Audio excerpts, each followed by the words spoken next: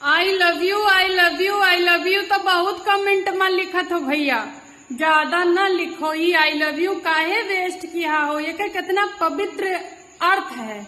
मैं तुमसे प्रेम करता हूँ, करती हूँ, लेकिन एकरे अगवा पिछवा जो कुछ लगाई दियो, बहिनी हम तुम्हें बहुत प्रेम करित है, अम्मा तुम्हें हम बहुत प्रेम करित है, भौजाई तुम्हें हम बहुत प्रेम करित है। छोटकी बहनी बड़की दीदी कुछो लिख दीन करो, लेकिन सबसे ज्यादा ये प्रेम अपने महतारी बाप का करो।